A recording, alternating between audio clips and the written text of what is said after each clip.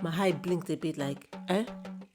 If things go wrong, the finger will always point at a woman. Hello, everyone, and welcome to another episode of Yoruba Movie Reviews. I hope everybody has been well. Adeku, fuel subsidy, electricity increase, tariff. What else is going on? Adeku, Bill Gates visit. Yeah, ẹ kú gbogbo rògbòdìyàn tó ń ṣẹlẹ̀ ní Nigeria. I hope everybody's okay. So this week I will be reviewing a movie, the part 2 of Agbeke Ayaoba. I think 2 weeks ago I reviewed part 1. So storyline, recap on storyline. A king wanted to marry a new wife. People objected. The Ifa objected. He married a new wife. The new wife was a troublesome person, to say the least.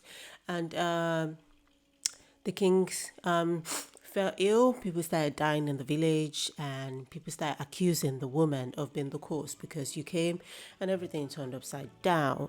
So the part 2 was about finding out whether the king was going to get better, whether Agbeke was the cause of the king's ailment and the village's issues. The part 2, to be honest, was a bit of an anticlimax for me because the part 1 was very, action back to back. The part 2 was a bit an anticlimax for me because in a bid to have a complex storyline, they had many weak ends they had to tie, which made the story seem a bit watered down. When you're used to, part 1 was just giving us gang scenes back to back. And part 2, I was really looking forward to knowing whether Agbeke was the cause or something else was the cause. And I thought if something else was the cause, it would be as genge as Agbeke being the cause. So basically, spoiler alert, part 2 tells us that Agbeke is not actually the cause. Agbeke is just someone that has gragra but can't bite. Those kind of people, they will make mouths, make mamita, but at the end, they don't have evil mind. Sure, yeah. So it turned out that it was 2 other women. Surprise, 2 unsuspecting women. One of the chief's wives and one of the king's wife.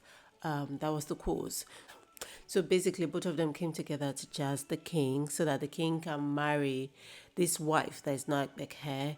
And in the process, when the king married Agbeke, the jazz, had side effects in the sense that the king now did not like that woman that, used jazz to marry him. So, the woman was angry and said, well, if the king doesn't want me, nobody else can want him, so I'm going to kill him.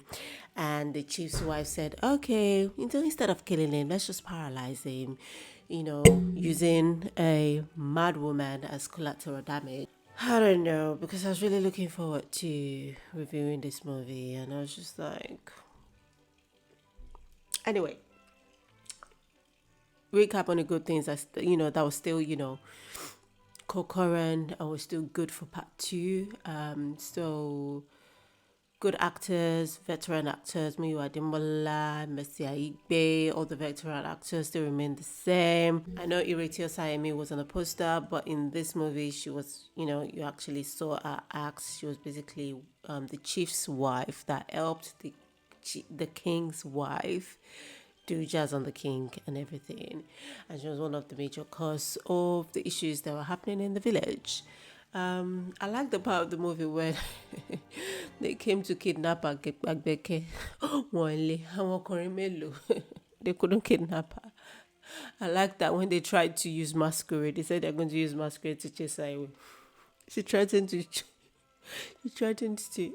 chase away to shoot the masquerade. Masquerade said, no, I can't come. Oh. Then I asked the masquerade, but you're a masquerade, why you do fear? And I said, masquerade gone, no. The costume was great, the makeup, everything was great, the sets was great and everything.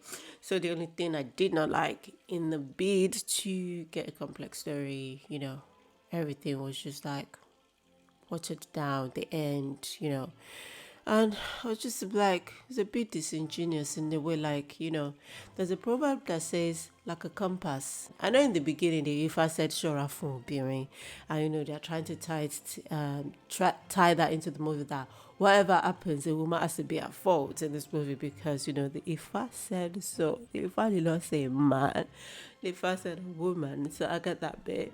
It's just that must the woman be the villain? I beg.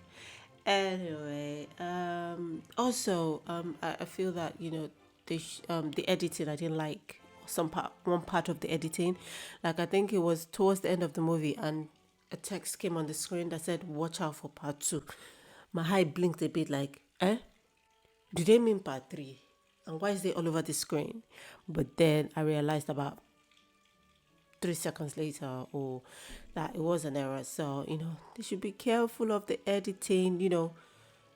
It makes for a good watch if the editing is great, number one. And number two, not to give me hypertension. You almost gave me hypertension because I'm like, there's part 3? How? Why? Basically. So this is a very short review. Thank you for coming to my review. Everybody has a good week ahead. And until next time, hopefully this weekend when I review another movie. Link to this movie, the part 2 is below, and also the part 1.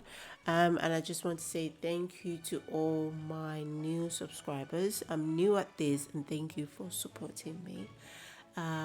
So a mini Omoi, have a good one, and see you next time. Bye.